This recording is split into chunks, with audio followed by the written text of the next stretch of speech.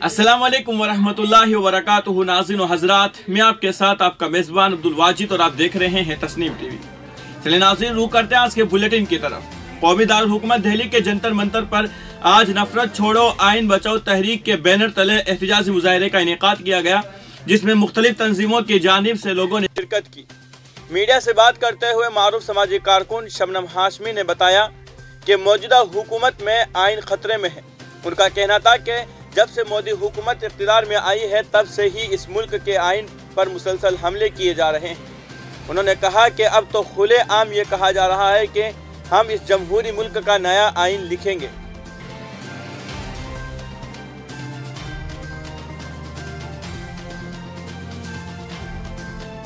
अब रुख करते हैं अगली खबर की तरफ। साबिक अमेरिकी सदर डोनाल्ड ट्रंप का ट्विटर अकाउंट 22 माह बाद दोबारा ब्लू टिक के साथ बहाल हो गया है। ट्विटर के नए मालिक एलन मस्क ने इतवार की सुबह ट्वीट किया कि साबिक सदर डोनाल्ड ट्रंप 22 माह बाद ट्विटर पर वापस आ गए हैं। उनका ट्विटर अकाउंट ब्लू टिक के साथ बहाल कर दिया गया है।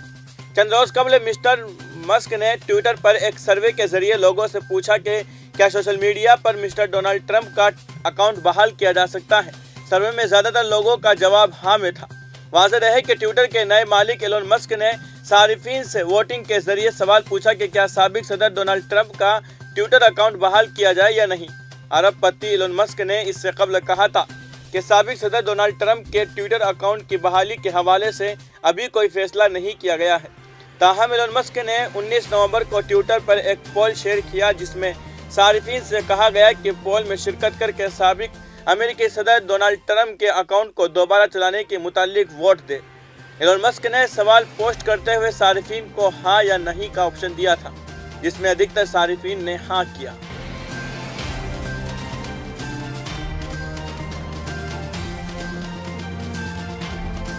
अब रुख करते हैं अगली खबर की तरफ। जम्मू में नामानिगारों ने बात करते हुए नेशनल कॉन्फ्रेंस के सदर डॉक्टर फारूक अब्दुल्ला ने कहा कि जब भी जम्मू कश्मीर असेंबली के इंतखाबात होंगे वो लड़ेंगे, लेकिन 5 दिसंबर को पार्टी सरबराह के इंतखाबात के लिए नेशनल कॉन्फ्रेंस का इंतखाबात नहीं लड़ेंगे। जम्मू कश्मीर अफवाहों की जगह है और ये कोई नई बात नहीं है कि लोग अफवाहों पे कान दे रहे हैं।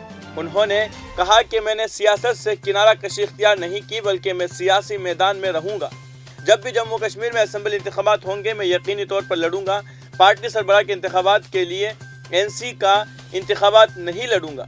डेलीगेट्स पार्टी नए सदर का इंतखाबात करेंगे। डॉक्टर फारूक अब्दुल्ला ने जम्मू में नामानिगारों को मजीद बताया कि सन 1996 में एनसी के अलावा कोई और पार्टी नहीं थी। ये एनसी ही थी जिसने रहबर तालीम के तहत असातिज़ा को मुलाजमत दी और 300 डॉक्टरों की तकर्रुरी की। फारूक अब्दुल्ला ने कहा कि असेंबली इंतखाबात के लिए एनसी की हिकमत अमली तैयार है और पार्टी इंतखाबात का सामना करने के लिए पूरी तरह तैयार है।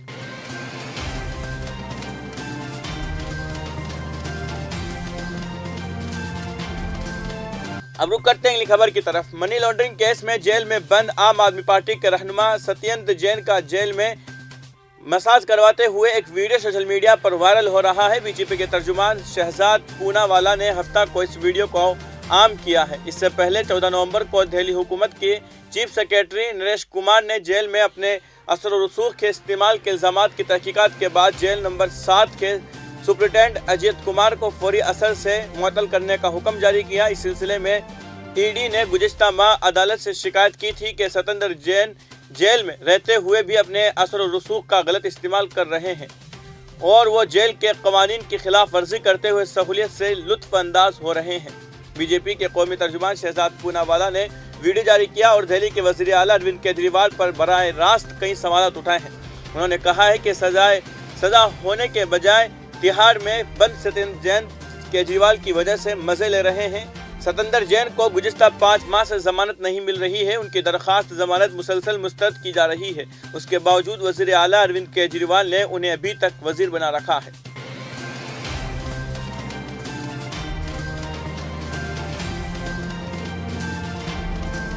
अब रुख करते हैं अगली खबर की तरफ। पाक अफगान चमन बॉर्डर दोबारा बहाल करने के लिए पाकिस्तान और अफगानिस्तान हुक्काम के दरमियान अहम इजलास में मुज़ाकरात एक बार फिर नाकाम हो गई। इसके नतीजे में 7वें रोज भी पाक अफगान सरहद तिजारत के लिए बंद है। डॉन अखबार में शाये रिपोर्ट के मुताबिक आज 7वें रोज भी पाक अफगान चमन बॉर्डर गैर मुअय्यना मुद्दत के लिए बंद है। ख्याल रहे कि 13 नवंबर को افغان حدود سے نامعلوم مسلح شخص کی فائرنگ سے ایک سیکورٹی اہلکار ہلاک اور 2 زخمی ہو گئے تھے۔